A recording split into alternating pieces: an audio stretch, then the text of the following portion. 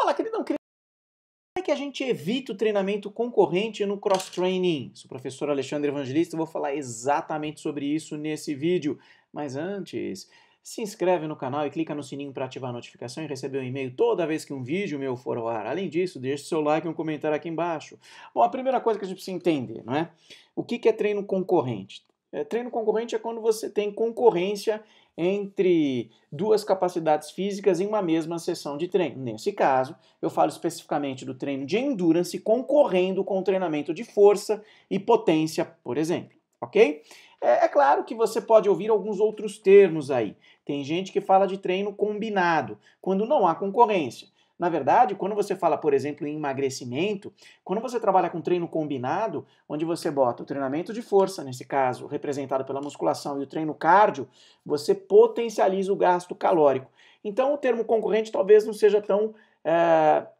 não seja correto de ser utilizado nessa situação. Agora, quando você fala no cross-training, que na verdade é o CrossFit, eu só não falo CrossFit porque você tem que pagar, né, para poder usar o nome da marca, eu falo cross-training, tá legal? Onde você tem o desenvolvimento de força e potência e você tem muitas vezes numa mesma sessão o trabalho cardio, utilizando aí equipamentos ou mesmo apenas o peso corporal. Então você tem essa característica, faz parte de uma sessão de cross-training, você trabalhar com adaptações multissistêmicas, que envolvem, mais uma vez, tanto a força quanto o cardio, endurance. Bom, vamos lá. Então, como é que eu faço para evitar ou pelo menos minimizar o treino concorrente no cross-training e no CrossFit? Para responder essa pergunta, eu trouxe um trabalho de 2020 que fala, tá vendo aqui o Rzinho, a marca registrada, que fala sobre como é que você trabalha com estratégias aí do ponto de vista da perspectiva do treino concorrente. Tá legal? Uma revisão sistemática.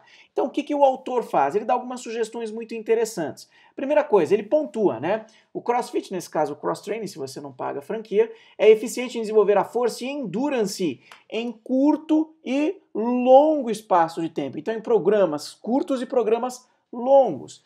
E algumas estratégias de treino concorrente, elas se encaixam muito bem aí para o CrossFit, como por exemplo a aplicação do HIIT, o treino intervalado de alta intensidade, e um exercício de força. Então você combinar o exercício de força com remada, com pedal, ou mesmo com skin aí, que existe um equipamento, né, o SkyErg aí, que nós temos, faz parte aí do jogo, mesmo trabalhando com treino de força.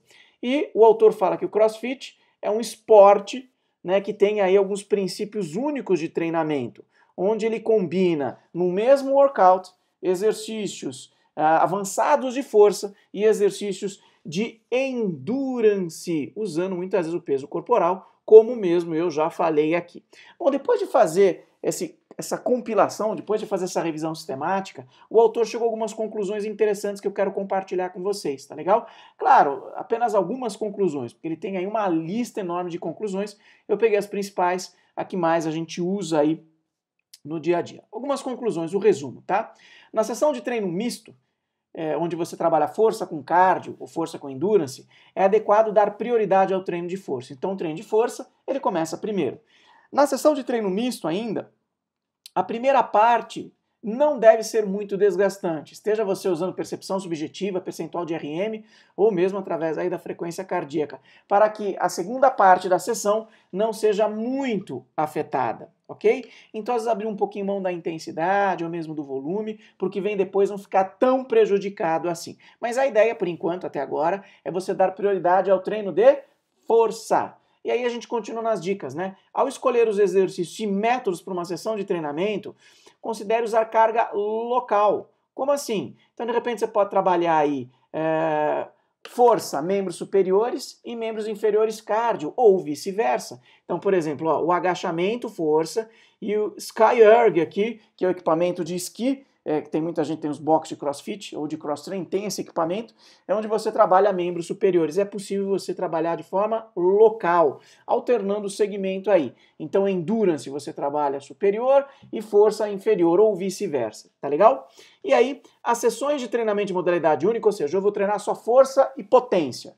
Elas devem ser separadas por 48 horas quando você fizer essa divisão. Então, por exemplo, de novo aqui, hoje eu vou treinar força e potência.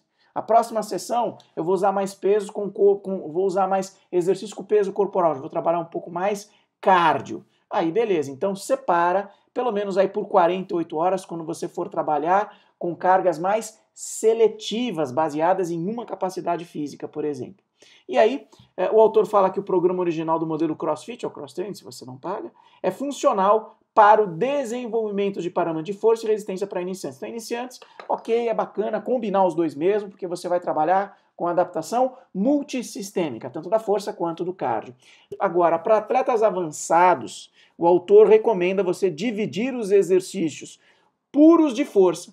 Então, aqui você vai trabalhar forças complexos, dividi-los em relação aos exercícios de endurance, nesse caso resistência, tá legal? Então, para avançado, como eles trabalham com altas cargas, trabalham com volume considerado, mescla intensidade, intervalos de recuperação são curtos em alguns casos, é bacana separar, ok? Para você promover uma melhor recuperação e promover mais qualidade de treinamento. Já para o iniciante, não, é recomendado até que você treine tudo junto para gerar adaptação multissistêmica no iniciante. Nesse caso, melhorar tanto a força quanto a capacidade cardio. Então tá aí, são algumas dicas que podem ajudar bastante quando vocês forem elaborar aí sessões de cross-training dentro aí do funcional. Tá legal? Então é isso. Um grande beijo no seu coração e até o próximo vídeo.